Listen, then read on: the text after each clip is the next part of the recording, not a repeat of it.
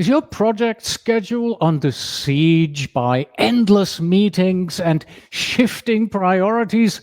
Let us introduce you to chaos proof project leadership.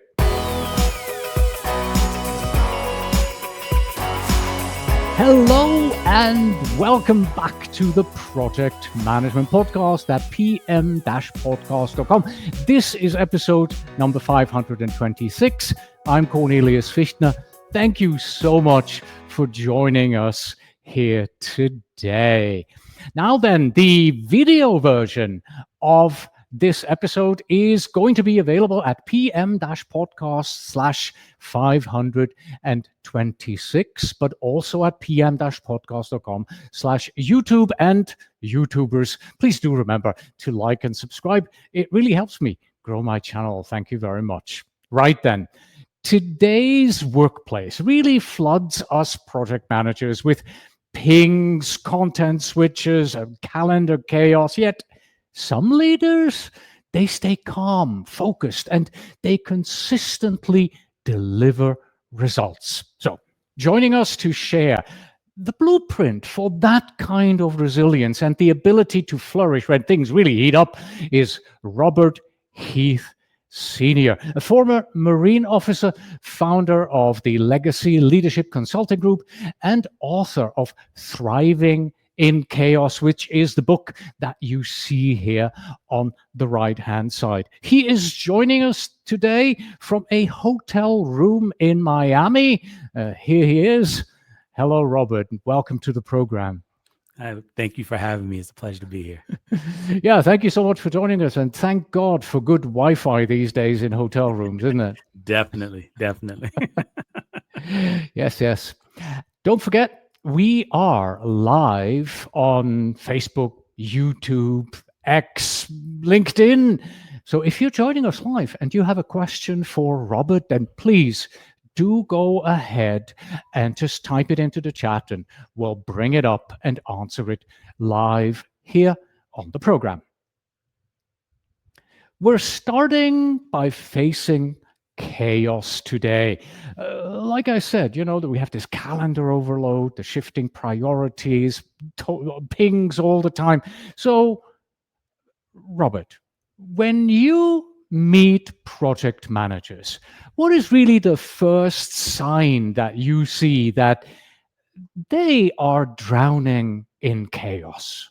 Yeah, no, that's a great question. I think one of the things that I see so often with project managers is the kind of what I like to call the whack-a-mole state, where they're just constantly putting out fires. They're part of the fire brigade, and their day is always overwhelmed by whatever the alligator closest to the boat is. So much of their time is spent in meetings and then spent following up on things or trying to figure things out or trying to solve the different problems that they have of the day, so that they're moving closer and closer towards burnout, and they're having less and less joy in the work that they're doing each day. That's generally the thing that I start to see. And you start to hear things, you start to see body language that's a little bit, downcast. You start to hear things like, God, another meeting, right? Or my personal favorite, oh, I can't believe that I've got double booked again, right? Those are the things that wind up happening so often in those spaces. Yeah, I had that just earlier today. We were expecting somebody to be here, and his secretary didn't tell him that he had an appointment at 8 o'clock here at our house. So, yes, those kind of things. And we'll be talking about mindset a little later on in more detail, but let me just go there right away. Are there any hidden mindset obstacles that maybe keep project managers stuck in this mode where you feel you're busy, there's so much going on, but you're not really effective, you're not really getting anything done? Yeah, I think, and for project management, one of the things that I've spoken to a number of different project management institute chapters around the world, and one of the interesting things that I see with project managers is that even in the name, right, we think that what we're doing is managing projects, and the reality of the project manager role. I remember a TED Talk, a gentleman named Hamza Khan said this, and I thought it was so profound. He said, "We manage things, we lead people." And for so many project managers, right, we get into the role and the paradigm that we have is that my job is to make sure these things happen on time, these tasks, and this Gantt chart goes according to plan, right? And this project moves. And so we think that we're managing the project when in reality, at the heart of project management is leading people so that they get the work done that gets the project done on time. And when we can change our focus to the people rather than the things, that's where we can kind of really expedite and exponentially improve our impact. Okay, let's also talk about thriving. You mentioned the term thriving a couple of times in your book. So why do we want to aim to thrive instead of merely survive? I know it's probably more of a rhetorical question, but let's discuss this anyway, right? Yeah. What shifts when we change the approach and say, you know what? I'm merely surviving now. I have to thrive. Yeah. What changes? How do we get there? Yeah.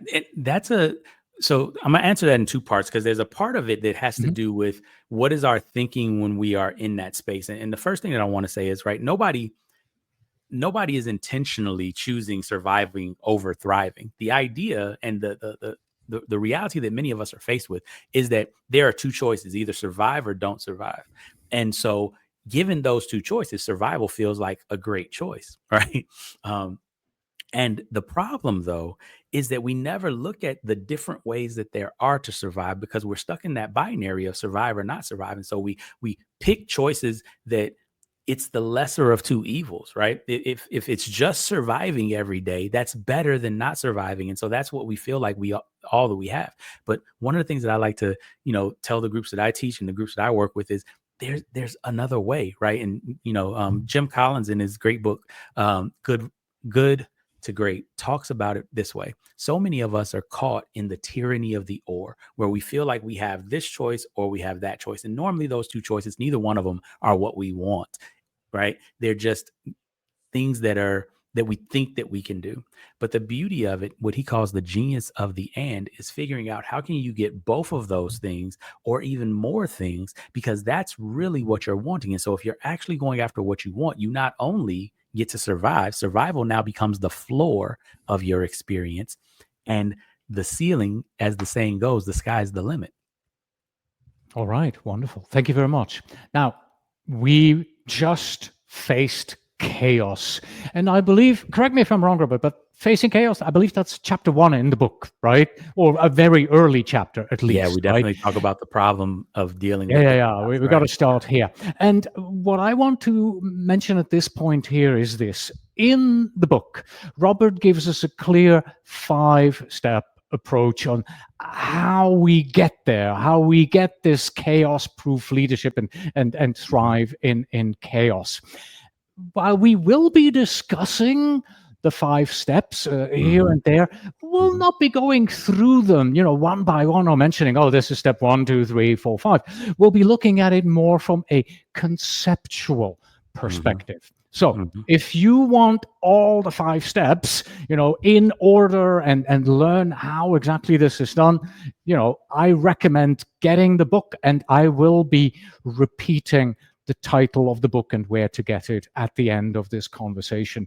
Once again, what we're also doing in chapter 8, Robert introduces some obstacles and problems and things that hinder us from achieving to be the best that we can. And we're sort of sprinkling these in between as well, right? So that as a sort of a disclaimer here and a segue regarding this 5-step framework. And now we want to talk about the time mastery model, because classic productivity tips, there are everywhere, and tools as well, the Pomodoro technique, getting things done, time blocking, inbox zero.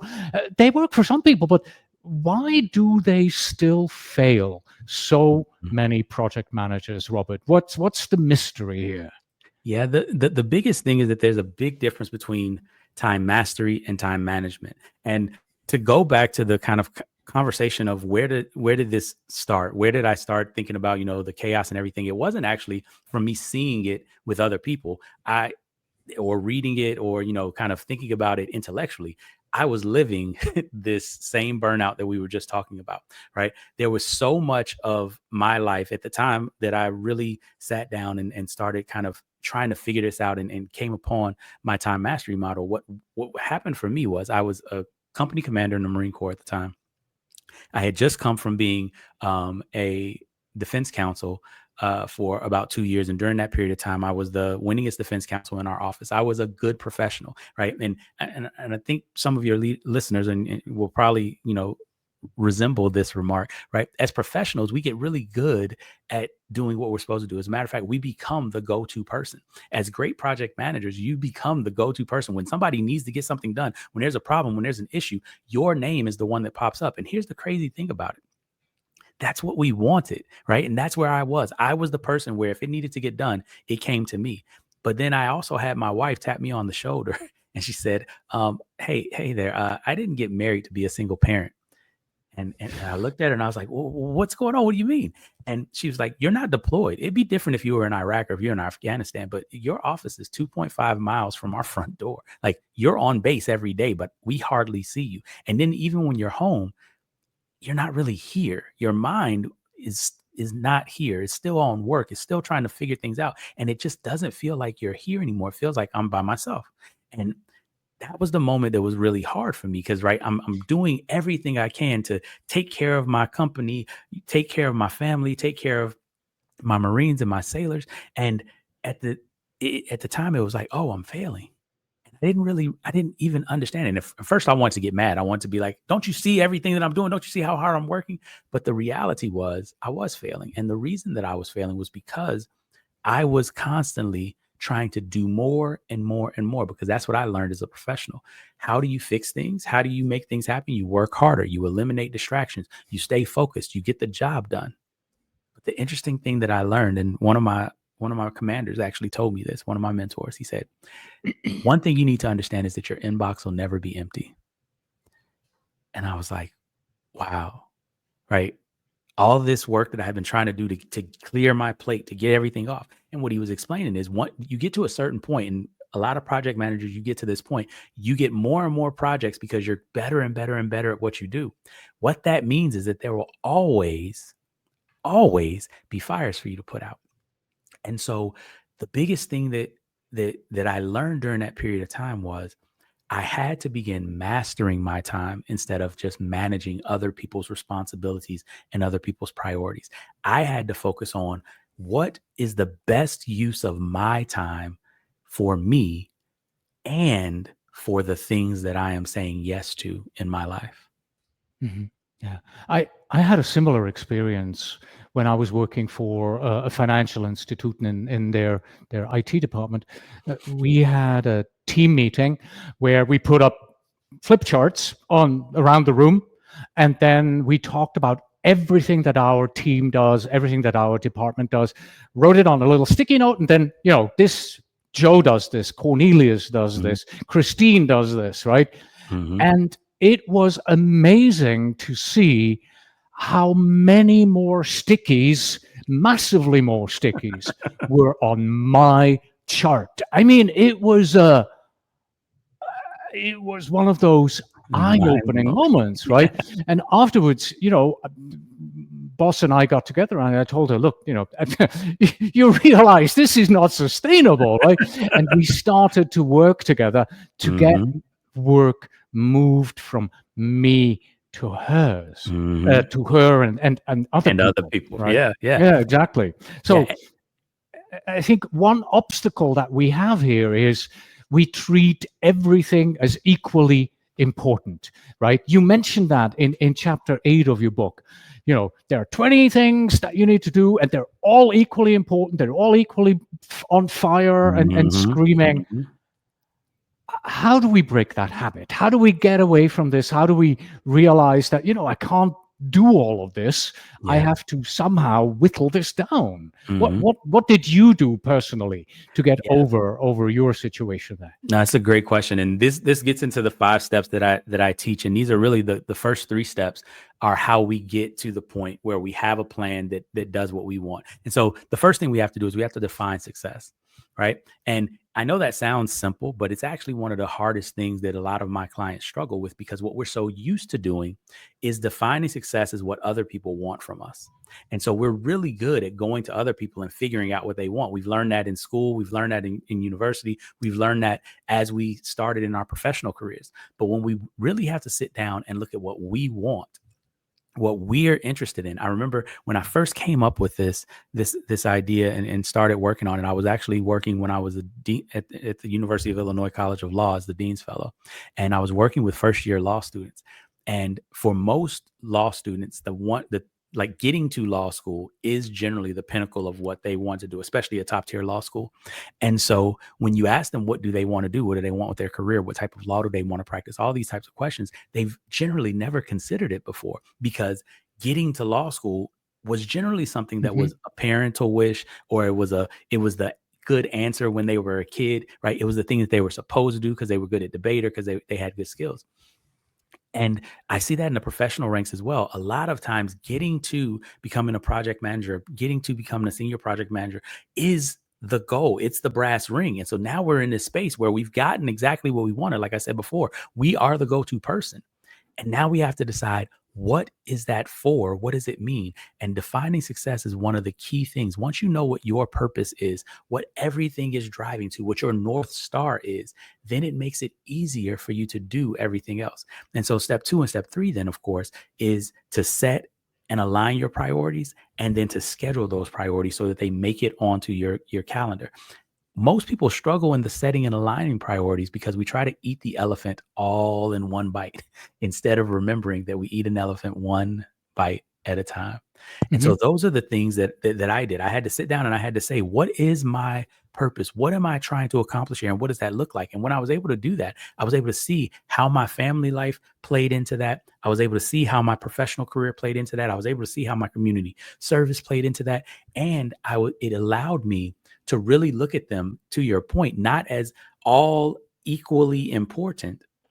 It allowed me to see which was most important. And so one of the things that I was able to see is that my family was more important than anything else that I was doing.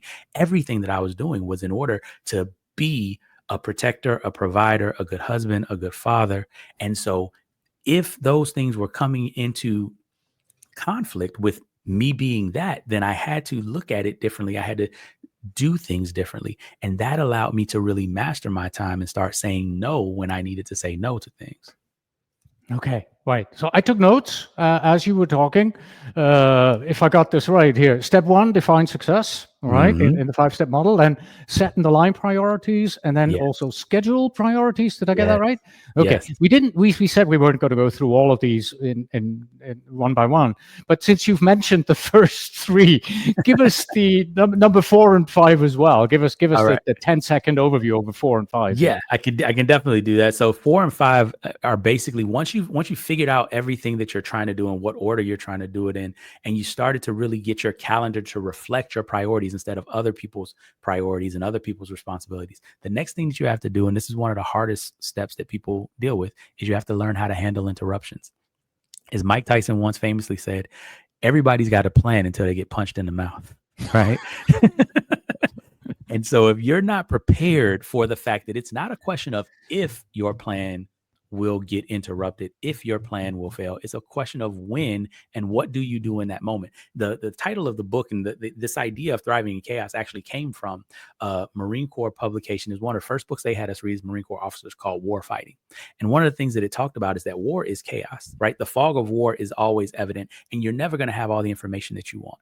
And so those people that try to manage the chaos, those people that try to order the chaos and organize the chaos, are always going to be behind, because it's a fool's errand. It's always chaotic. You're never going to have all the information that you need to do that. Mhm. And so the people who are actually able to be successful in war and successful in life are the people who are able to thrive in the chaos. Instead of having to do anything about the chaos out there, you don't allow the chaos out there to affect the calm in here. And those are the people that can be great warfighters. Those are the people that can be great project managers. Those are the great people that can be great leaders. Right. And just a disclaimer here, while you have been, in the armed forces, the book that we've taken this from, it is not a military book. No, not at all. This is leadership at its finest, right? So Yes. right. This is one of the things. And I took the title because it was amazing to me. That idea was so powerful. And it was something I felt like that we could take from what we do in the military and apply to leadership writ large, and especially personal development. Because Excellent.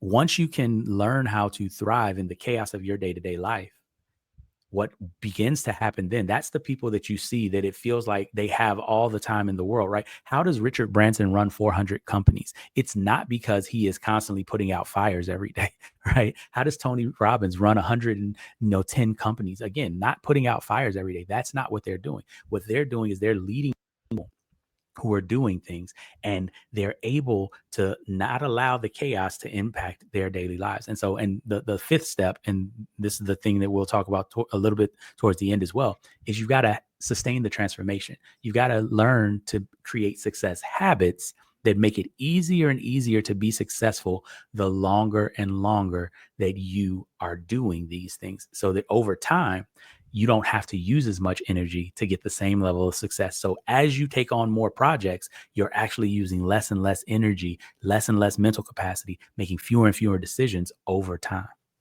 All right, everybody. Now you know what the 5 steps are, right?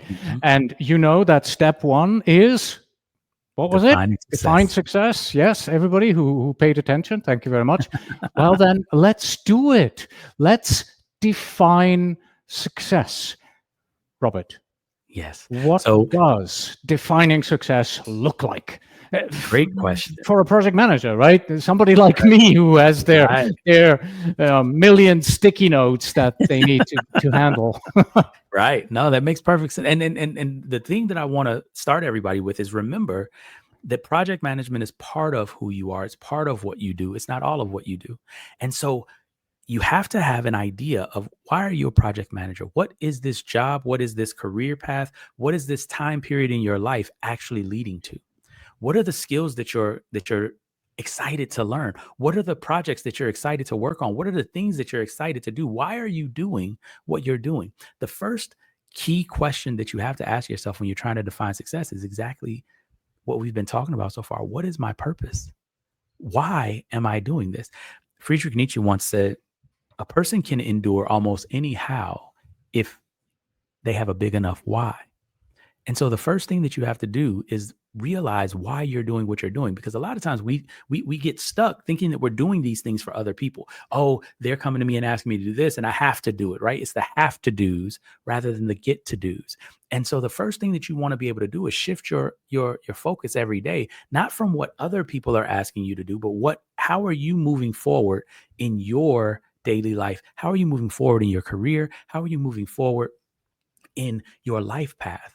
Right. I was listening to Jordan Peterson, the author of 12 Rules for Life. And one of the things that he said, psychologically, we as human beings actually don't get joy from checking off boxes as final goals. The reason why checking off boxes, and right, I'm speaking to a project management community. I know that checking off boxes, this group, we skew more towards loving to check off boxes, right? But the reason why checking off boxes is such a dopamine hit for us, the reason why it's such a great thing, is because joy for us as human beings comes from knowing that we've made progress towards our goals. And so every box that you're checking off is progress towards that goal. And one of the things to be very aware of is the reason why when you finish a project, there's not the same feeling as when you're working towards the project, is because the termination of that project is not connected to a larger goal generally. And when it's not connected to a larger goal, it doesn't feel as empowering. It doesn't feel as exciting. And this is one of the reasons why we have to have a definition of success that we can connect everything that we're doing each day to, because then it makes it actually exciting that we're done and we're taking on the next thing. Whereas if we're only looking at kind of the hamster wheel of getting it done every day, getting it done every day, it feels like it's never ending. It feels like we're always playing whack-a-mole. We're always putting out fires, and that yesterday didn't actually move the needle. It feels like we're running in circles. And so that's the reason why defining success is so powerful a tool, because once you can get what you're doing in each day connected to something larger, connected to something greater, connected to something out in your future, then it changes how everything that you're doing feels. And that is one of the biggest mindset shifts that we have to make so that we can thrive in the chaos instead of trying to get away from the chaos or to organize it or to manage it. Right. And with that last sentence, you just took away my thunder, because I was just going to say, we can take all of this back to what we said earlier, right? This is about thriving. This is no longer about surviving. Yes, you're checking off the individual boxes, and that feels great.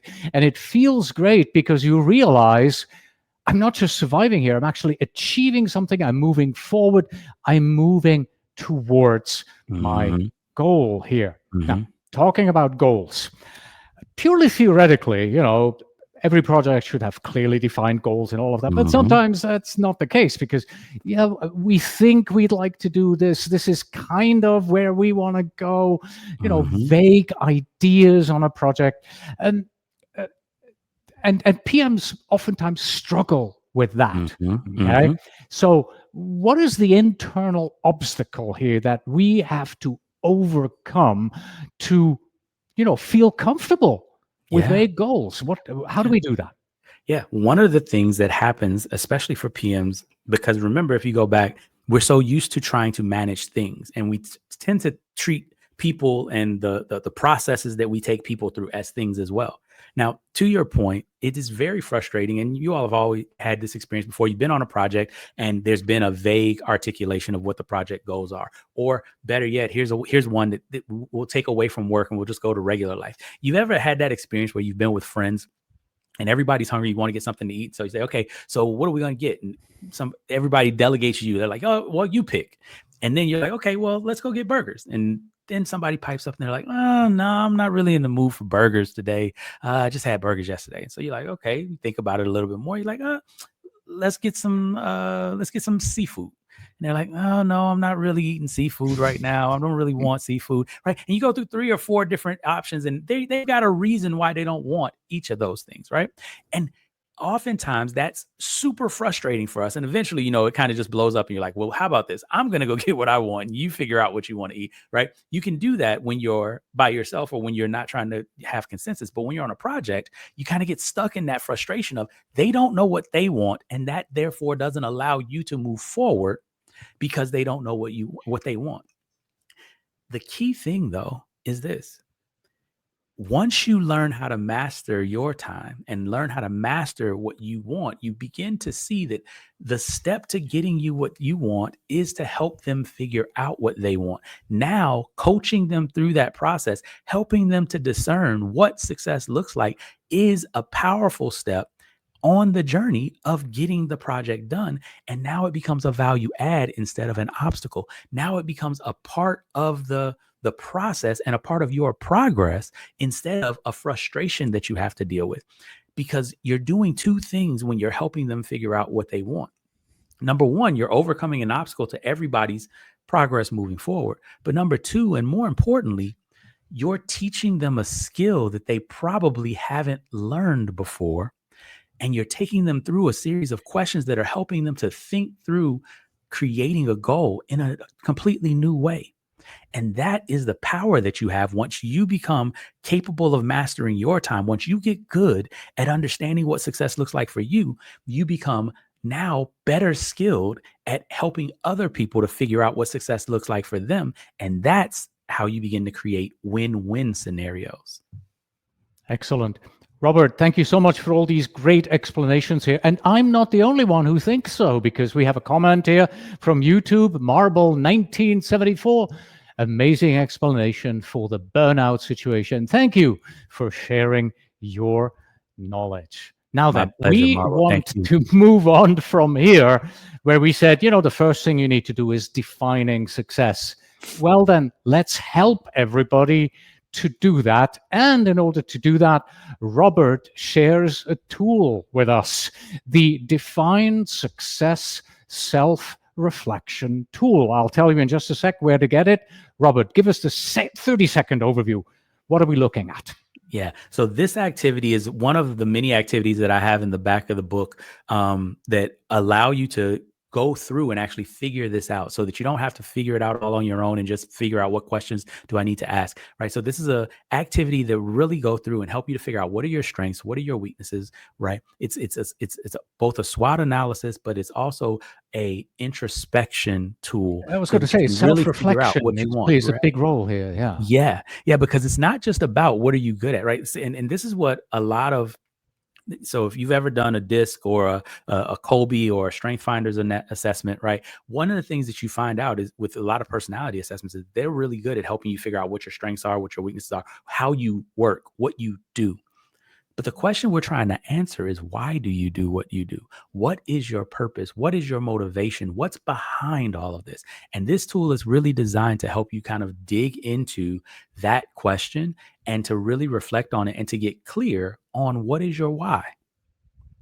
I assume that in the end, I won't get a nice little paragraph that says, this is my why. This is more a finding yourself kind of an approach, right? Yes. This is a like I said, it's a self-reflection tool. It's a thought provocation tool. It's designed to help you really think through these things. Now, for your listeners, if they are interested in something that kind of gives them and helps them to figure that out, we also do an assessment that helps everybody. And in about 5 to 10 minutes, we do an assessment that really digs into the power of your why. And so it helps you to get clear on that. And then this extra information just will help you to better articulate it as you're looking at how does it apply to work, how does it apply to home and things like that. So that's something else that we can that we offer at the Legacy Leadership Consulting Group. Do I remember that correctly? Is there a link to that assessment in the tool? I seem to see the what is your purpose guided meditation. Is that it, Yes, or so is we've that a got a different guided one? no, so we've got a guided meditation as well that's there, and that's again part of us helping you to get clear on how do you articulate it. But the actual assessment, there's a separate thing. They can reach out to our Okay, team, and all right. they can get access to that. Wonderful. Where can you download this tool? Everybody who's participating or watching, listening to the Project Management Podcast here, do visit pm-podcast.com/526. And once this episode goes live, there will be a link for you to download this PDF document. Again, pm-podcast.com/526. From here, we are moving on to protecting priority. So once success is clearly defined, how do we then translate that into our daily priorities? Yeah, great question. So once you know what you're trying to do, and once you have kind of set and aligned your priorities so that you're not trying to do everything at once, the biggest key is to remember that you control your time. You say yes to whatever's on your calendar, right? A lot of times we feel like, well, no, they put that meeting on my calendar. But every one of us has taken PTO. Every one of us has had to leave the office early, has had reasons where we've had to move meetings or change meetings. And the whole key is we are really the person that decides what meetings we are going to show up to. And once you realize that you have that power, the thing that you want to take away from that, and Gary Keller said this in his book, The One Thing, is that whenever you're saying yes to one thing, that means that you have to say no to everything that's not that thing. And so it's important to make sure that you're saying yes to your priorities on your calendar first, whatever those priorities may be, and that you're having agency in this is what I'm deciding to do. This is what I get to do each day rather than what I have to do, because realistically, nothing on your calendar is there that you haven't decided that you are comfortable with it staying on your calendar. Even if it's a meeting with somebody that you don't want to have a meeting with, even if it's dealing on a project that you don't really want to be a part of, until you decide that project is enough outside of your scope, that you're willing to do what's necessary to get it off your calendar, then you are making the decision to say, I'm willing to give this my time. I'm willing to do the work because it's too hard to get it off my calendar. And that, once you recognize that you have that agency, once you recognize that it's your time, then you get to really start saying yes and start saying no to the things that are out of alignment with where you're going. Let me pick up on that right away, because the number one thing that we project managers has is meetings. Number two is meetings, and number three is meetings. So walk us through this here. I have a meeting packed week. Yes. How do I deal with this? How do I solve this? That's a great question. So I was working with a group, and they were an auto manufacturer. And so you had a bunch of project managers, a bunch of engineers. And of course, as you know, meetings show up on their schedules unbeknownst to them. And then they figure out they've got all these meetings. And we were working on a project. How do they save some more time? How do they maximize their time? And one of the things that everybody looked at was, if we spend, and they did a calculation, they spend about 6 to 8 hours a week in meetings that they didn't even need to be in, that it was a literal waste of their time. And for those of you all out there that are doing the quick math, yes, that's about a full day every week of meetings that were useless on their calendars. But they had the same question. Well, how do we get out of these meetings? And just on its face, they weren't able to get out of the meetings. But one of the things that they did is they came up with, well, how would I know what meetings I need to be at and what meetings I don't need to be at? And what we figured out for them was that if the meetings had agendas, then everybody would know whether they needed to be at the meeting, and they would have more agency to be able to say, hey, guess what? I don't need to be at this meeting, so I'm not going to show up. And just by having agendas at all of the meetings, right? And these had to be done beforehand. So putting the onus on the person who's calling the meeting to also create an agenda before they're able to put a meeting on somebody's calendar, guess what happened? They were able to shrink that 6 to 8 hour block of wasted, useless meetings all the way down to less than 2 hours a week of wasted, useless meetings. Now, that's an entire group of engineers. But the beauty of it with you as an individual is you have so many more tools at your disposal. Number one, you can ask people what's the agenda whenever something gets on your calendar. But the other thing that you can do, which is also just as simple, is you can communicate with the event organizer and ask, what part of this meeting do I need to be there for? Because oftentimes you will see that there are meetings that you only need to be there for 10 or 15 minutes of the meeting, but you lose an entire hour of your day. And if you're much more proactive about asking those questions, what you will find is that people are not really wanting to waste your time. They just don't know how to communicate to you what would be the best use of your time. And if you're not the one asking the question, then they're in the habit of just doing meetings, right? Everybody knows this in the world over. Death by meeting is a real experience, right? It is one of those things that consistently, in survey after survey after survey, the thing that people say is the biggest waste of their time are formal meetings. But one of the other things that we know is that meetings are necessary because they're one of the fastest ways to convey information, right? Email is not necessarily a great way to convey information. Text and all of the asynchronous communication mediums that we have, short of video, are not really great to communicate information. And one of the main reasons why is because of how prevalent miscommunication is in those mediums. And so we have this situation where meetings are actually the most efficient way for us to communicate information and the most effective way for us to communicate information. But they also, because of the fact that you've got so many people in one space, they can be the biggest time waster. And so what you can do as an individual, like I said, is just make sure that every meeting that you're going to be in, you're aware of how that meeting is moving you forward. And if it's not, then you hold the meeting, the person who's calling the meeting organizer, accountable to that by ensuring that you're asking them for that information on the front end for you to say, yes, I will be there. And that'll change dramatically your experience when going into meetings. Now, I know, Cornelius, that what's going through people's heads right now is, but wait a minute, what about the meetings that I can't say that I'm not going to go to? Here's what I want you to do. I want you to look at your calendar and I want you to count the number of meetings that you can't opt out of. And what you will see is that the percentage of the meetings that you can't opt out of is a very small percentage compared to your total number of meetings during the week. All right. Thank you very much. Now, we have a two-part question here from G, coming to us from YouTube here. Hi, guys.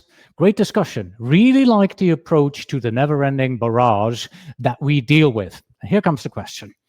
When developing, pacing, and distributing your time, what have you found is the best way to communicate your strategy, boundaries, and that it will pave the way to more effective success and get buy-in with a soft approach? Now, I personally take the long view here on things.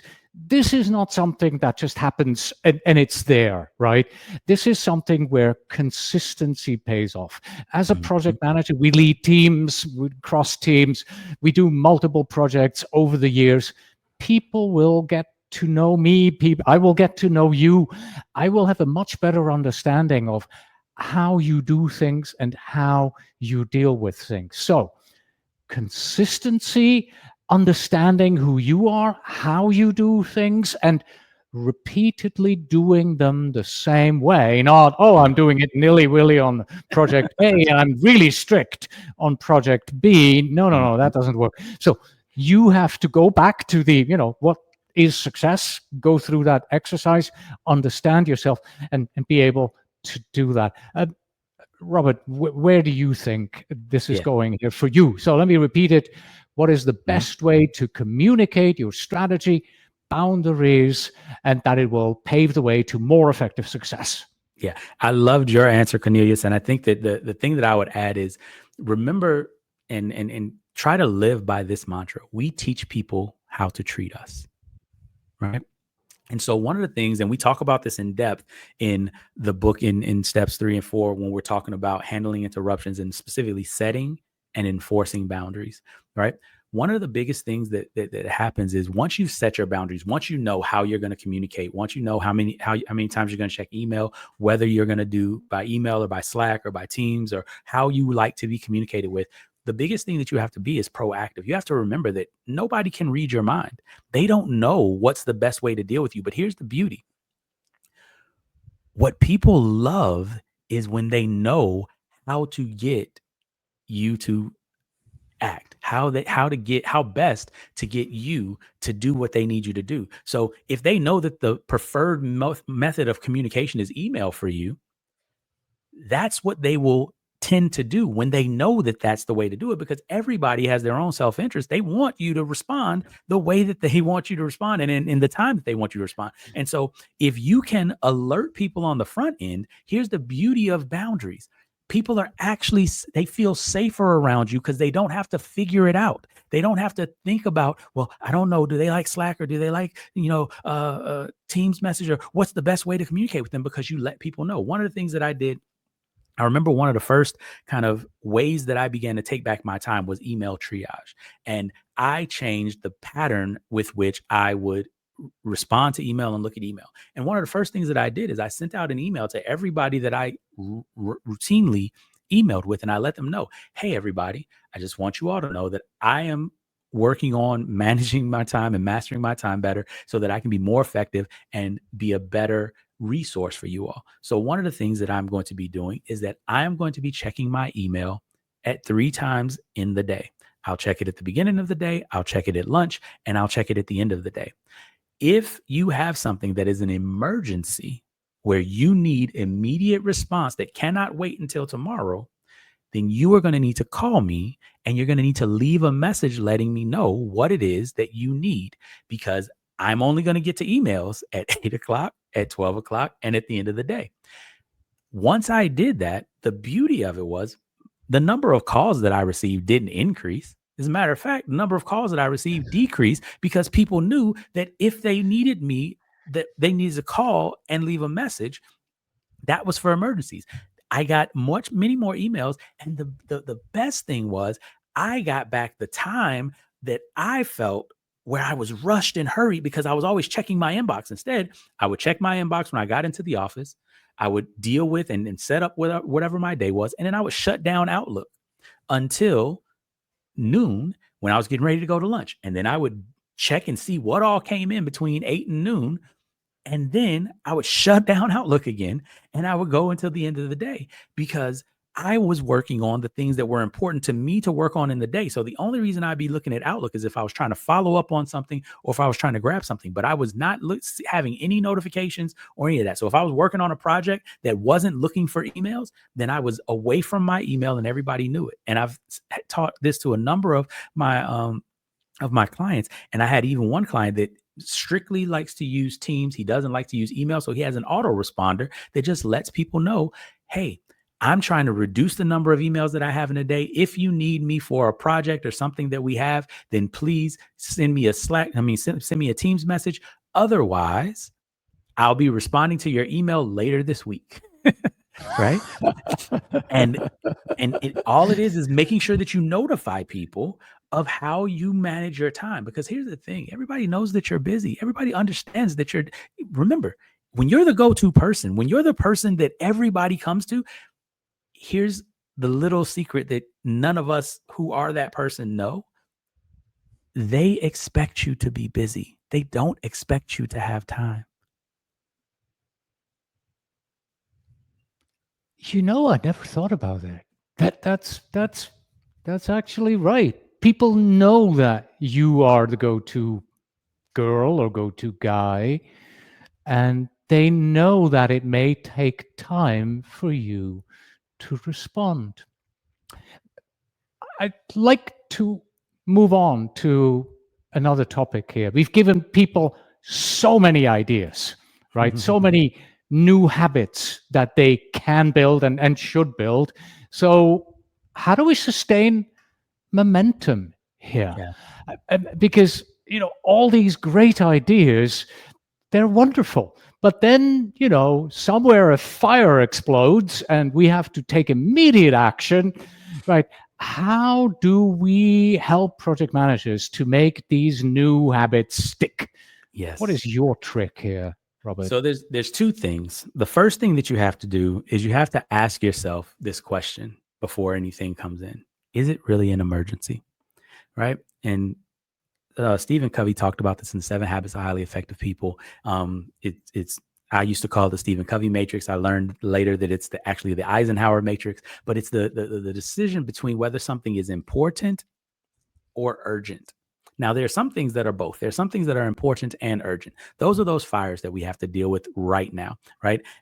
When I do work in the manufacturing space, I generally will have a room full of leaders who are constantly pulled here and there and constantly putting out fires. And then when we would get together and I would ask them, so what are the things that happen in your day that can't wait 10 minutes? If somebody came to your desk with them, they could not wait 10 minutes to an hour for you to deal with them. You have to deal with them right now.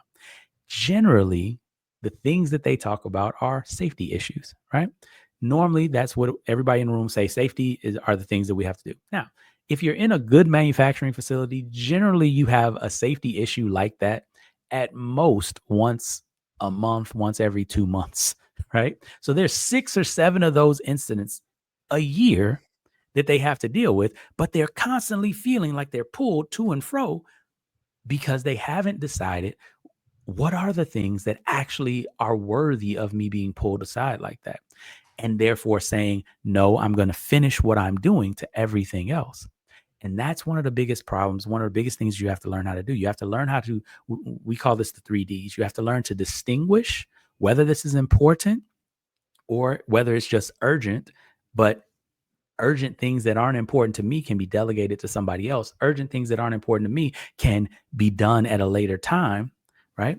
Or whether this is something that is important, but it's not urgent. So again, we can do it at a later time. Once you do the distinguishing, you have to then deliberate. What are the options that are available to you? So often we feel like we're the only one that can solve it, but that's not necessarily the case, right?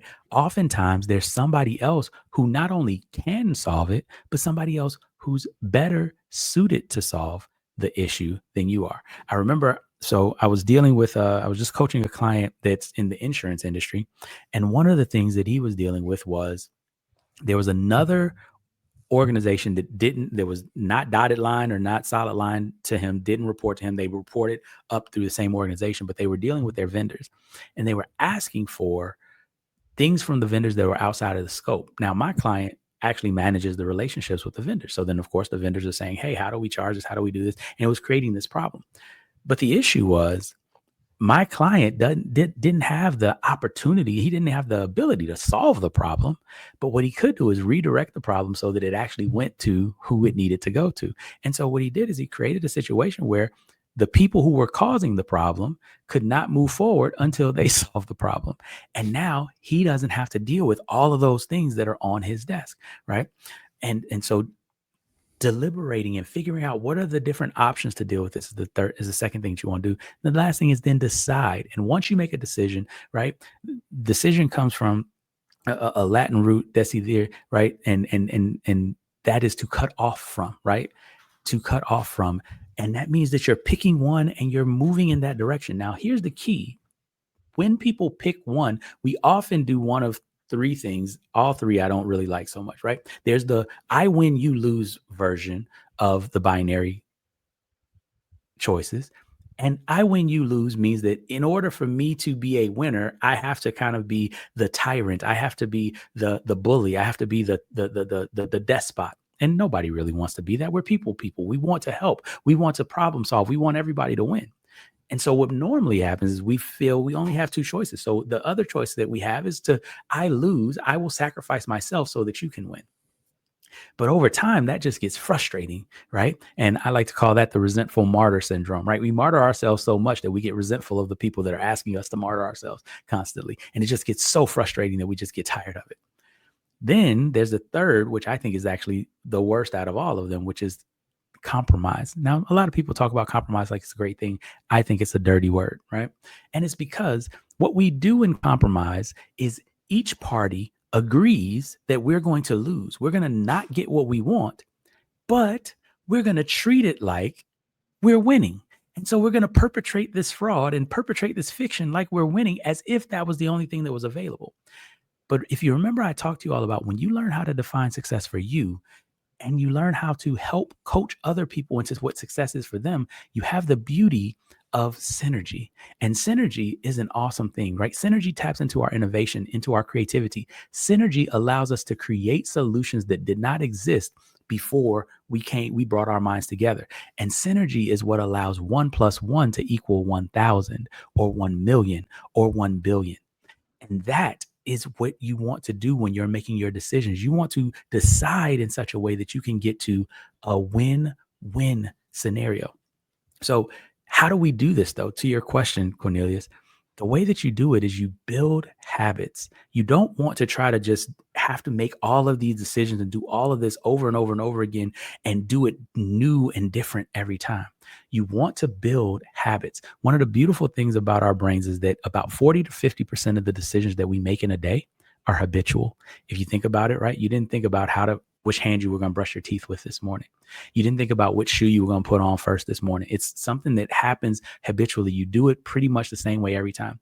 And these habits, how you distinguish, how you deliberate, how you decide, can become things that you don't even have to think about, so that you are successfully getting the same results time and time and time again without having to use as much brain power. As a matter of fact, they've done studies that show that once things become habit, we use about 10% of our brain power as opposed to 90% that we use when we're first starting to learn new things. Excellent. Thank you very much. So that's how you sustain momentum. But in order to get there, the one thing that we need is probably a shift in mindset. Definitely. Okay, as we are approaching these new methods here. So let me ask you this then.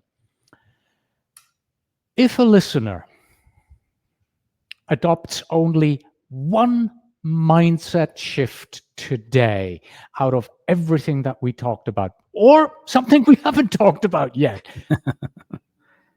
what would you recommend? What's the one that you pick, and why? Why is that particular mindset shift important from your perspective? Yeah.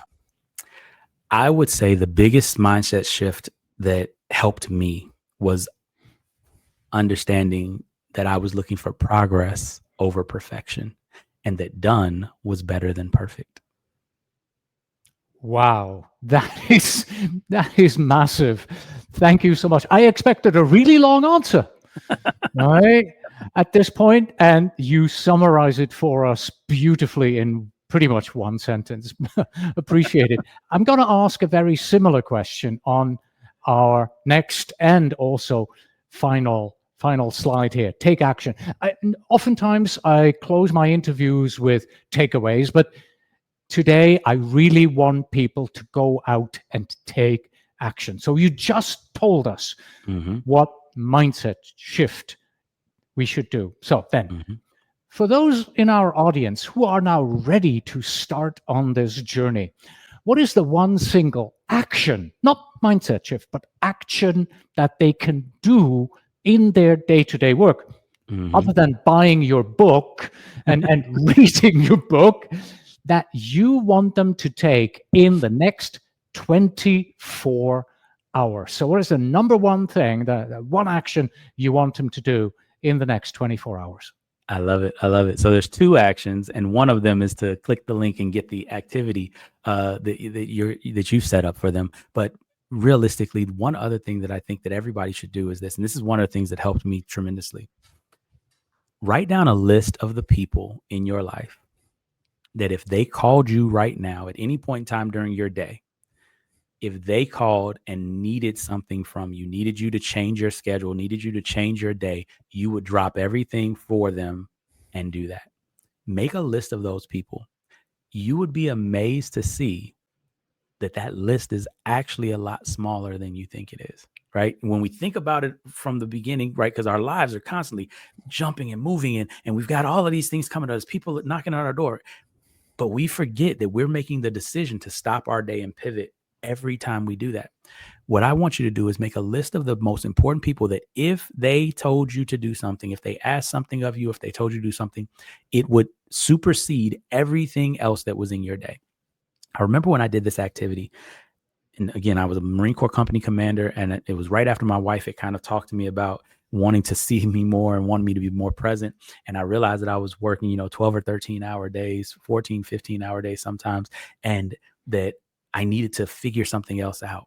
And I remember when I made the list and I thought about it, if somebody told me, if they emailed me or if they came by my office, they came by my desk and they needed something, what were the level of things that would actually move everything else that I had planned for my day? And I realized that there were only 4 people that were really on that list, right? My boss was on that list, who was the battalion commander, right? Because he could literally say, no, whatever you had planned for today is not as important as this, go do that. And I would follow those orders. The second in command for my boss, who wasn't technically in charge of me, he outranked me, but he spoke for my boss. And so if he asked me to do something, then he would have been somebody else that I would have shifted my schedule for. Then, of course, my boss's boss, who was the general of the base, and technically anybody that is in that space, but generally they wouldn't bypass him to speak to me. It would be my boss's boss. That would be the highest ranking person that would come through and say something. And then my family, my wife was on that list. I thought about my children, but they were young at that time, so they wouldn't be calling daddy. My wife would have been calling. And that was really the 4 people, because my parents were hours away. They knew that there was nothing that, unless it was a family emergency, they wouldn't actually call me. My father had served in the military. He would call my wife and then have my wife call me. So when I looked through my life and I looked at the people that could actually get in touch with me, that would need me to drop whatever I was doing and deal with whatever they needed, it was a very small list. And that allowed me the freedom to realize that if I wasn't getting a communication from one of those 4 people that were on that list, then most likely whatever I was getting, remember the distinguish step, most likely whatever I was getting was not as important as whatever was on my list. And it definitely wasn't an emergency that I needed to drop everything for. And so it took down the level of anxiety. It took down the level of stress that I had about the communications that were going on each day, because again, there's chaos all the time. But what I knew is the likelihood that somebody that was calling me that was not one of those 4 people was calling me about a super emergency that I needed to drop everything and do something about, that likelihood was very low. And so I really recommend to you all to go and make that list of the people, and it'll take you some time. Your list is going to be big when you first start out, and then it'll start shrinking because you'll think about the people that can actually get in touch with you, when they can get in touch with you, and what it'll do. And whittle that list down to the number of people that if they told you something, it would literally shift your day. You would change all of the meetings. You would move everything around for that. Because if they're not on that list, then it means that you have to look at your day and compare what the person, whoever it is that's not on that list, is asking you for, and compare it to the importance of whatever's already on your day.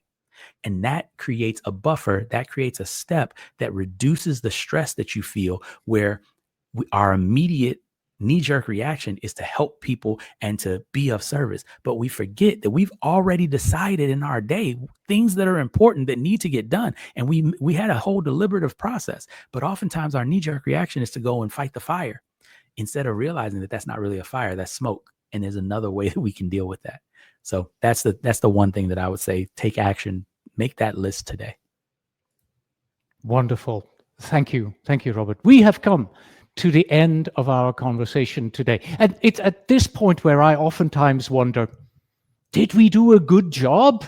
And let's find out, because I got 2 people here who told us that, yes, we did. So we have Marble 1974 who says, amazing webinar. I'm using the option that if people need to reach me, please reach me via Teams and not email. Very good example from Robert, right? And then right here, we have this one. Thank you, gents. Excellent answers. And I would assume excellent webinar as well. Robert, thank you for joining us today. Thank you for sharing your experience and everything that you gave today. I think you gave me personally more than I could ever have dreamed for. Much appreciated. It is my pleasure. Thank you for having me. And I hope that, everybody that has heard what we've talked about today, that you can take that action, that you can make your life a little bit calmer so you're thriving in that chaos instead of just surviving every day. Wonderful. We just got another one. Excellent webinar. Thank you very much. Thank you all. Wonderful. Right then, thank you everybody for being here with us today. Please do visit pm-podcast.com/526 for show notes, transcripts. Our email address is info@pm-podcast.com. And oh yes, the URL there at the top, that's also the URL where you can download that free tool from Robert. If you are PMI certified, PMP, PMI, ACP, you can claim PDUs in the power skills area for this interview. Once again, the book that this interview was based on today is called Thriving in Chaos: How to Manifest Your Greatness and Accomplish More by Working Less. Don't we all want to do that? Written by Robert Heath Sr., and it is independently published. It is 147 pages long and available from most large online bookstores. And of course, finally, we have this here. If your to-do list spans 2 time zones, then it's not productivity, it's cartography. And with that, until next time, everybody.